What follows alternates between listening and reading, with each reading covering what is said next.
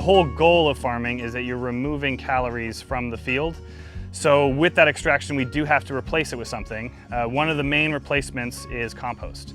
So it doesn't have super high fertility in comparison with fertilizer, so we use it at a little bit higher scale, but it has basically ecosystem quality, so it's good housing for the microbes. So by really taking care of the soil and the soil life takes care of the plants for us. In a natural system, bacteria and fungi provide plants with water and nutrients in exchange for energy stored in the form of carbon-rich sugar. This partnership allows plants to grow far faster than they could on their own. Most modern farming systems have been simplified and no longer support these mutually beneficial relationships between plants, fungi, and bacteria. As crops are harvested, nutrients are removed from the soil, and crop management practices may also destroy organic matter. Over time, this leads to soil depletion.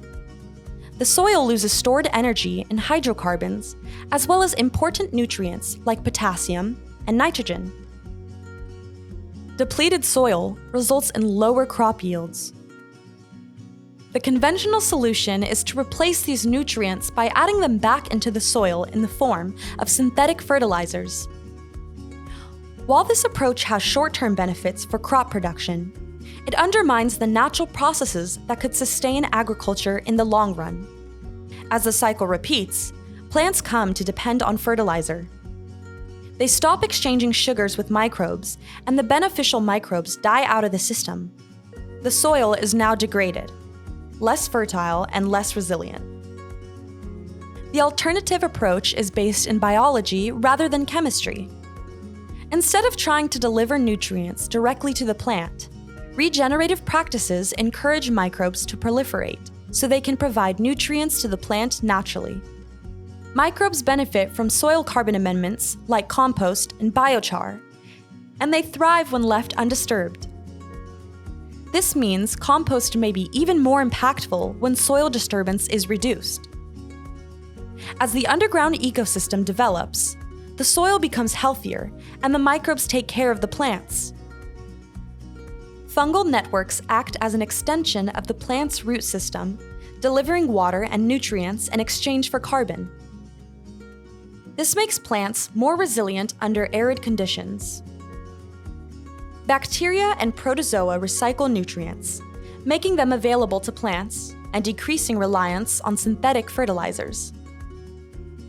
As the microbial community grows, its biomass and necromass sequester carbon and nutrients in the soil for future use. This improves soil structure and aggregation, which increases water storage and reduces runoff. Microbes are better at feeding plants than we are. Here are some important takeaways about compost and regenerative practices. 1. Conventional agriculture uses synthetic fertilizers to feed the plant. Regenerative agriculture restores natural processes so the soil can feed the plant. 2. The impact of compost takes time. Fertilization must be repeated annually, which means that costs add up considerably over time. Microbial communities may need years to fully reestablish, but the benefits can last for many years after just a one-time investment once they do. 3. Compost is not just a substitute for fertilizer. Depleted soils may require supplemental nutrients like potassium or nitrogen before microbes can thrive. 4. Compost has many side benefits beyond yield. A thriving underground ecosystem increases microbial mass, which means more carbon stored in the soil. This sequestered carbon improves soil structure, enhances nutrient availability, and increases resistance to erosion. It also reduces the need for synthetic fertilizers, lowers input costs, and improves the farmer's bottom line. Some farmers have even stopped using synthetic fertilizers entirely. The result is greater water retention, reduced runoff, improved water quality, and reduced emissions. It also enhances resilience to climate impacts. Overall, these practices lead to healthier soils, stronger crops, and a thriving natural ecosystem. If you treat a plant with a conventional nutrient, you see an immediate shock response from it and the plant striving its hardest to grow abundantly.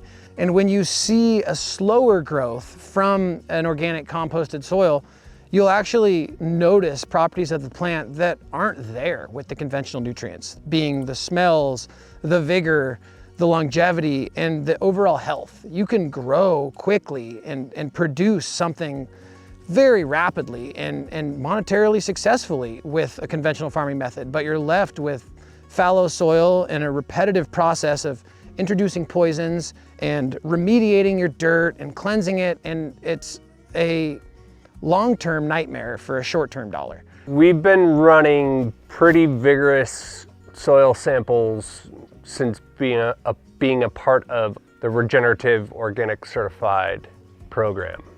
Our soil samples, the numbers that we're seeing are eye-opening. You know, we are averaging, I think, you know, the national average for organic matter in agricultural land is around 1%, maybe 1 to 2%. We average around 7 to 8% around the property, and that's from continuous use of compost. So I don't think there's any question that it's had a very positive effect on this land.